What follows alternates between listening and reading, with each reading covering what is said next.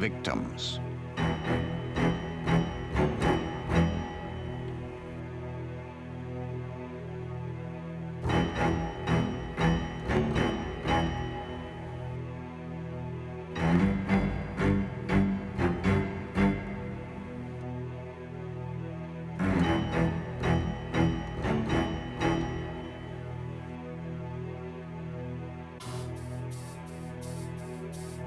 Prisoners of war.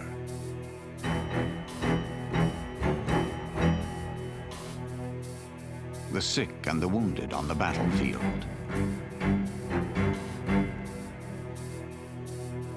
Civilians, men, women, and children. Medical and relief personnel. All need protection in time of war.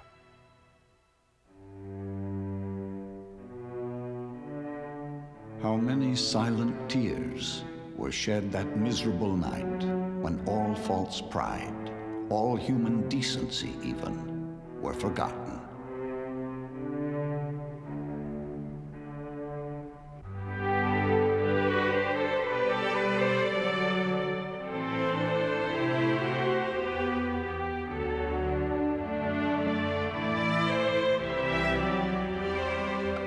The emblem means so much to us. Like the law or the Geneva Conventions, if we consider that they are not just a book, the emblem is certainly not just only a flag. It means something different, something special, and it is something respected. It's a lot more than that.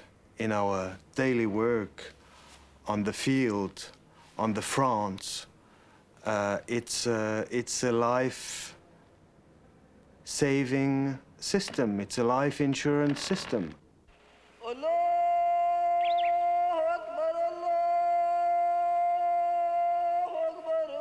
The fundamental purpose of any law is protection. The Geneva Conventions and their additional protocols are the legal cornerstones which limit the conduct of war and protect the victims of armed conflict. At a minimum, people are entitled to respect for who they are and their way of life, freedom from violence against themselves, and limits on what they can be forced to do.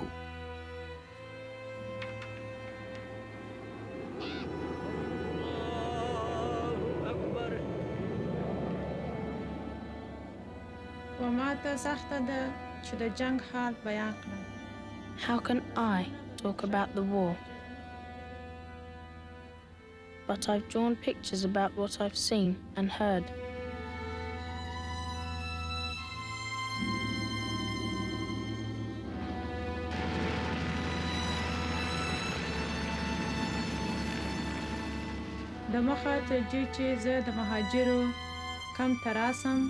Before we left our country, I saw war and fire everywhere. In our village, dead bodies were just lying there, on the ground.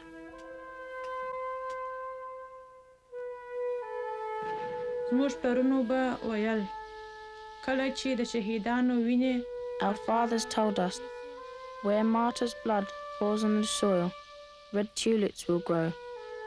What sad tulips they must be.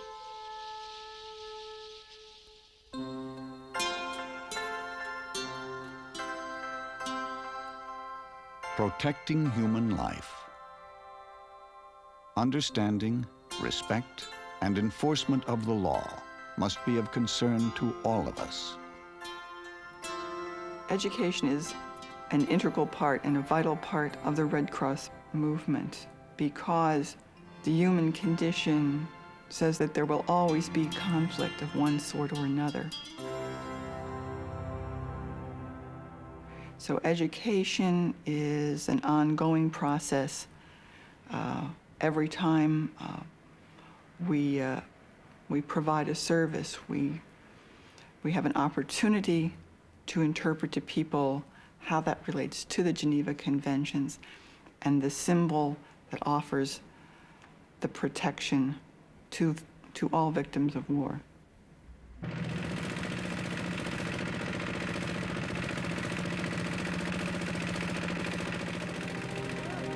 Most victims of war today neither wear a uniform nor carry a gun. 90% of the casualties are civilians, and among them the most vulnerable, the elderly, women, and children. In the onrush of battle, there must be time and the means to aid the fallen, to set limits to violence, and to resolve conflicts. This is the basis for international humanitarian law. Throughout history, laws have served to protect people and societies so that they may survive. Now I would like to distribute free aerograms for you to write letters to your relative. Based on the principles of humanity, impartiality, and neutrality, the Geneva Conventions provide the legal means to protect and assist the victims of armed conflict.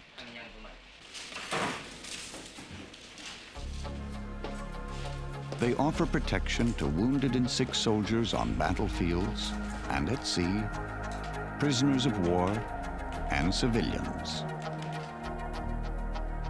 Civilians must have access to adequate food, shelter, and medical care, and the opportunity to communicate with their families. Impartial humanitarian organizations must be permitted to provide this assistance.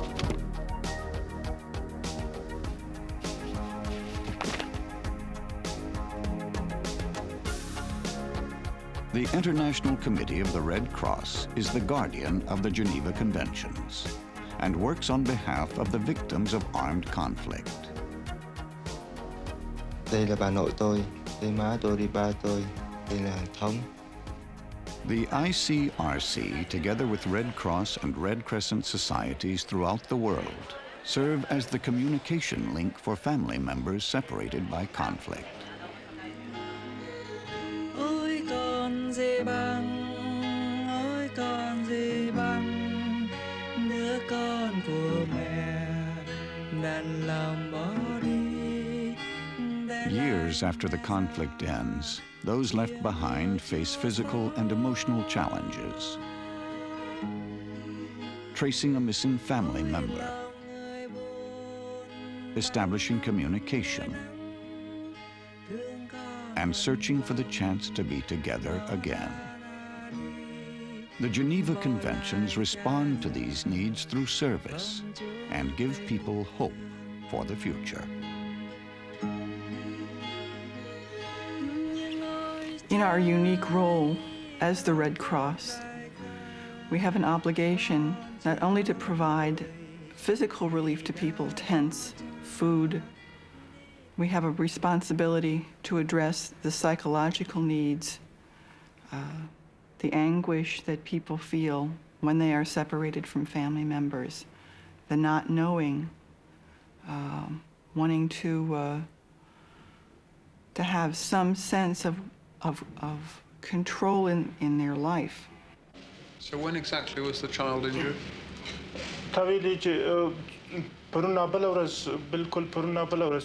What time did the injury occur? Yes. The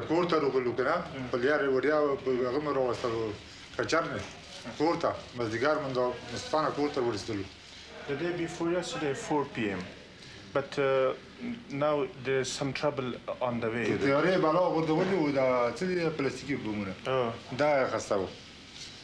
There's some small kinds of bombs, just like pens. We can say that tie bombs. Tie bombs? Yes, they put speed, yes, toys. In the area. And just like pens or some small birds or something like that. Could you ask him what the toy looked like?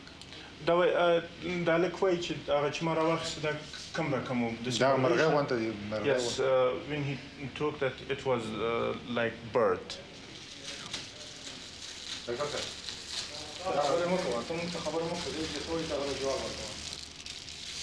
Has anyone else in this man's family been damaged by the war? بخوای اون نفر زخمی شده پوز و آقای مرمنی پاگرنی که دارم مرچه که دارم Yes. What is it? Yes, his nephew got injury because of gunshot. But not, it was long time ago, nearly 2 years ago. What is the little boy saying? I think he is missing home. Could you tell the little boy that we'll get him home as soon as we possibly can?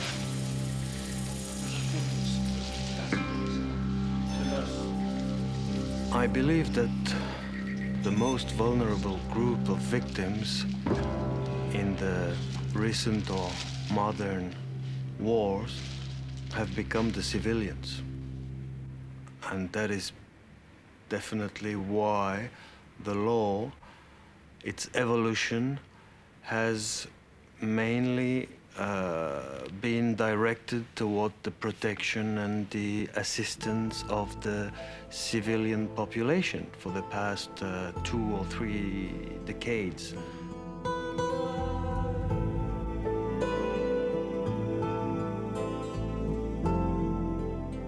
The Battle of Solferino in 1859 was one of the bloodiest battles of the 19th century.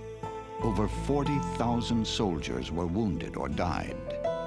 Henry Dunant witnessed the carnage and saw the need for voluntary relief workers to care for the wounded and sick.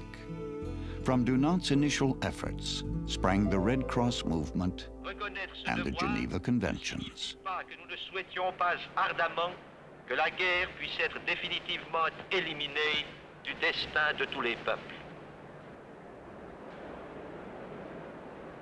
I think it can be empirically proven that all is not fair in war, that indeed those leaders, those nations, those societies that succumb to that mentality over the course of time have the most difficulty hanging together as a nation state. I think it's time that leaders woke up to that fact. And I think it's time that we began to discuss this issue in a different way, that there are certain moral boundaries and ethical boundaries that one does not cross, even if it means, in the short run, losing a battle or a war.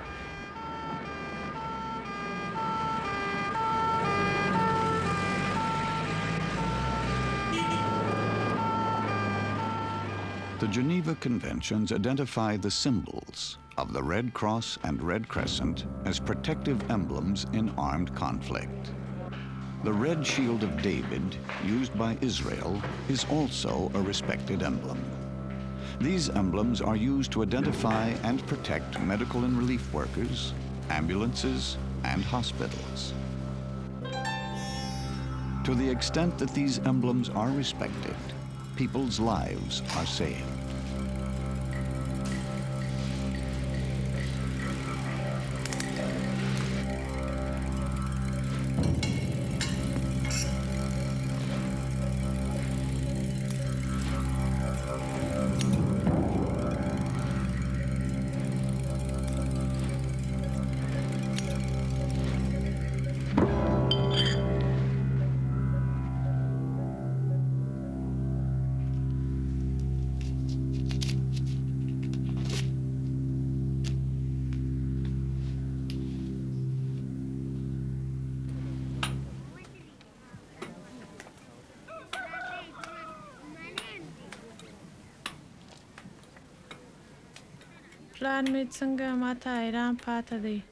How strangely my father is looking at me.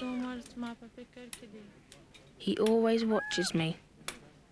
He wants me to try my best.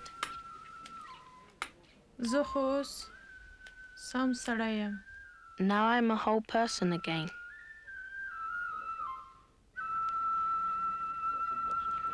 Well, I think that children who have lived amidst tragedy, and especially tragedy related to war, where human beings are killing other human beings, which is very devastating psychologically and morally to children.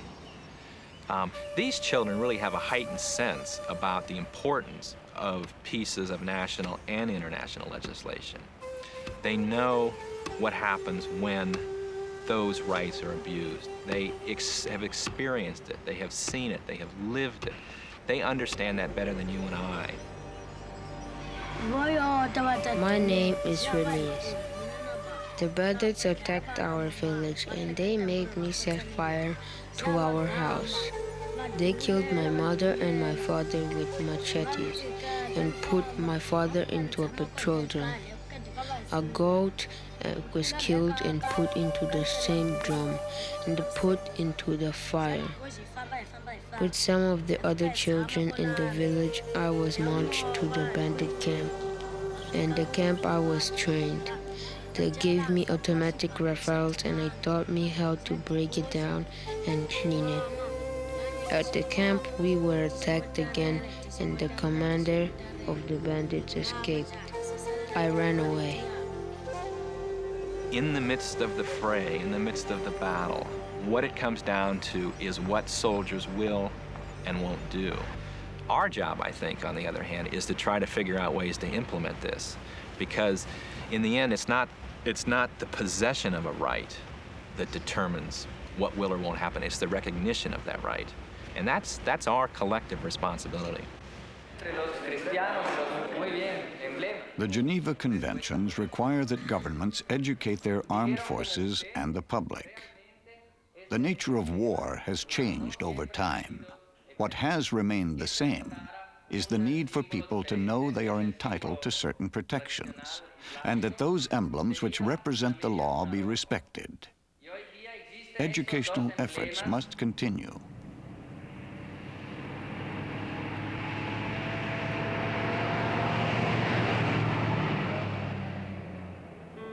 Prisoners of war may be vulnerable, but they are not without hope. The International Committee of the Red Cross is given special rights to assist. The ICRC is authorized to monitor conditions of confinement and work with captors to remedy violations. Prisoners of war must be treated humanely, have adequate shelter, food, clothing, and medical care. The ICRC and other relief organizations must be permitted to visit with prisoners privately, transmit family messages, and distribute relief supplies.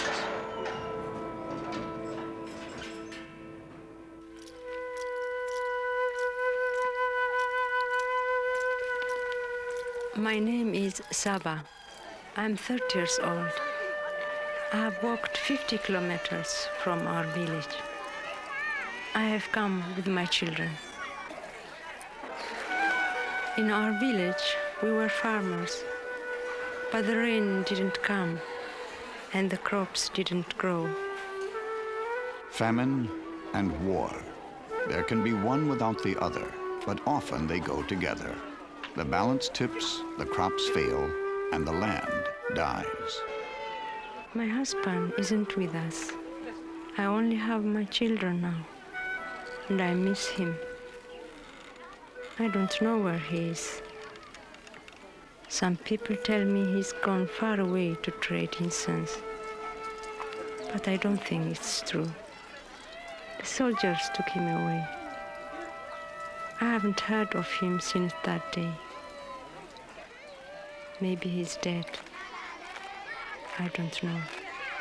People crowd into the camps and feeding centers. The reasons are always complex, but the needs of the victims are immediate and clear. We just wait here, but I don't know what we are waiting for. The night followed the day, just as it did in our village. But the days are different, and in the night I cry.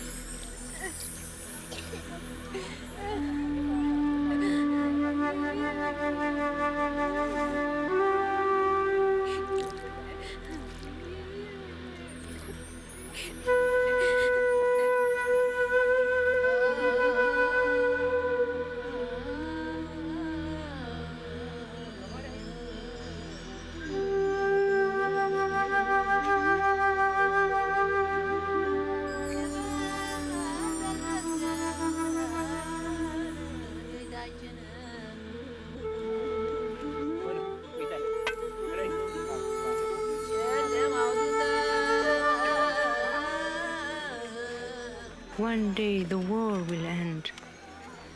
The rain will come, and we will return to our land one day.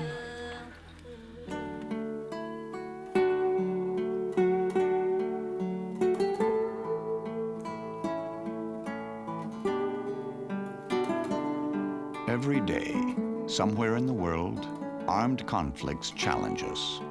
Whether a nation is in civil turmoil or the conflict is between nations, the fundamental principles of humanity, impartiality, and neutrality demand that people be protected. I've been spending most of the last decade in various places around the world, in Latin America and Africa and Southeast Asia, working directly with kids. And what I've learned out of that experience is that there is a certain universality that happens. There are certain things when children see their parents murdered or when they're forced to become victimizers themselves, there's certain things that they share in common. And most of that is a kind of a tragedy and pain that doesn't go away, that will remain part of that child's life forever.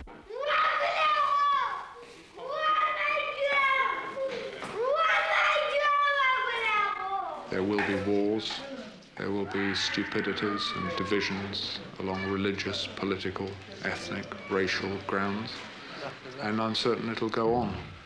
And the little bit which I can play is to try and reduce the suffering for a few actual individual people. And that's one of the reasons why I feel so strongly an affinity for the Red Cross is its first principle of humanity. Its first interest is people, and not stupid ideas.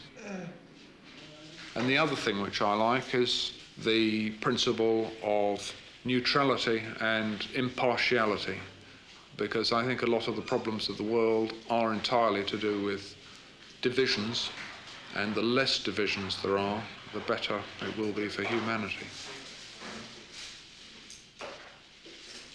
From my point of view, I'm slightly unaware of any cultural difficulties, because I very much feel that a person who's had his leg blown off, or someone who's had their arm blown off, or had an operation, has a common feature to all humanity, which is pain. And from my point of view, I don't see that any cultural problems actually come in. They do, but I feel that it's one human being with another human being, and that in the end we have more areas of commonness and unity than we actually have differences.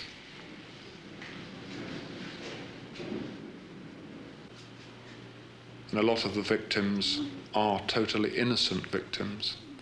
The two things which really cut me up are when children get involved and when women get involved, especially pregnant women. And that, I think, is the nastiness of war. The general public should be prepared, I would say, in case of war, what it can possibly expect.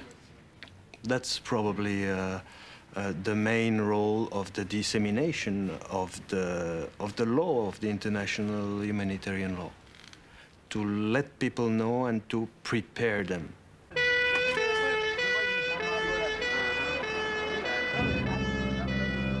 While humanitarian organizations can intervene on behalf of people, those engaged in the fighting, their commanding officers, and government authorities are in the best position to offer protection to those who cannot protect themselves. Understanding, respect, and enforcement of the law is our collective responsibility. For although the law provides us with the means, only greater awareness at all levels can ensure that in the future, people's lives are saved.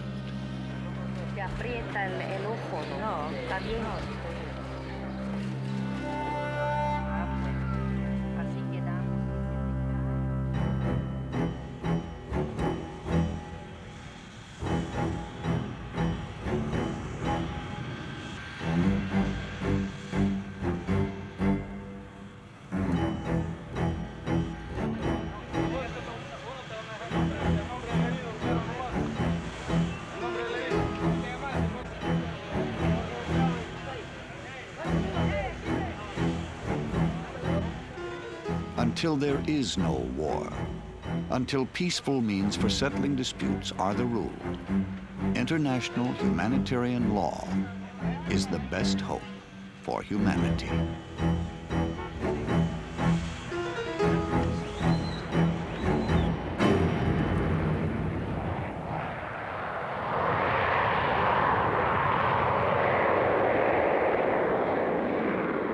I really think that for me what it comes down to is what else is there to do? There's a world out there, there's a real world out there, and it's filled in some cases with joy and it's filled in some cases with tragedy. And I think that we're called upon in this life of ours that we share together to do what we can do to help one another along to the best we can. And there's something about participating in a moment of history that can bring one alive. And so in many cases, in a larger sense, part of what I try to do is for others, but much of it is for myself and the way that I feel about myself and my relationship with the world.